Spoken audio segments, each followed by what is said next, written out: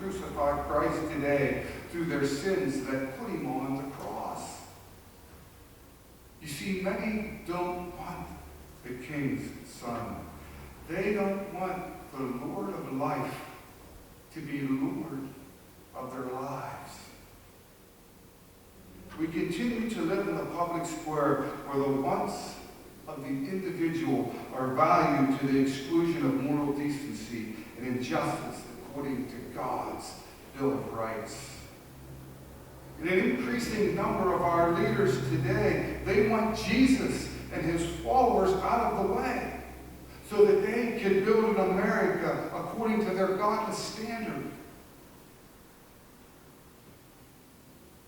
I can give you several instances when all this happens, even in the courts. And I'm just going to give you a few. A federal judge has ruled that a tiny fish on the municipal seal of the Republic of Montana is unconstitutional because it indicates Christianity as the city's religion.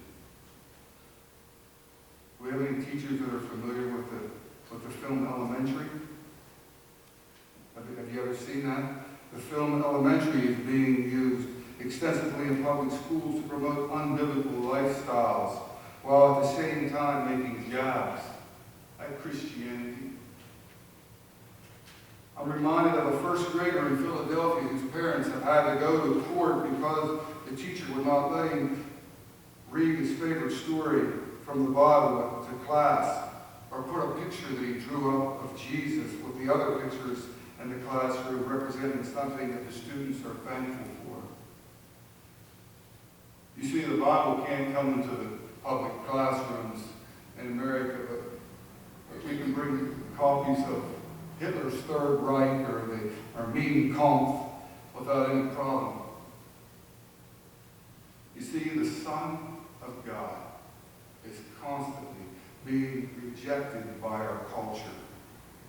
And I'm reminded of an article that I read in Newsweek, and it says this. It says, Jesus is also the dominant figure of Western culture, like the millennium itself. Much of what we now think as Western ideas, inventions, and values finds its source or inspiration in the religion that worships God in his name. Art and science, the self and society, politics and religion, marriage and family, rights and wrong, body and soul, they've all been touched and often radically transformed by Christian influence. End of quote.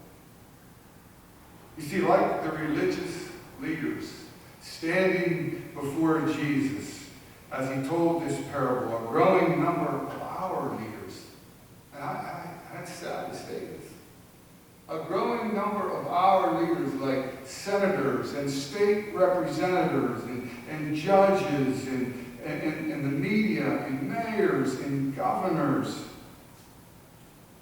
they call organized religion a sham, a crutch. They want to get Christ out of the way. Note that our nation's leaders are permitting all religious art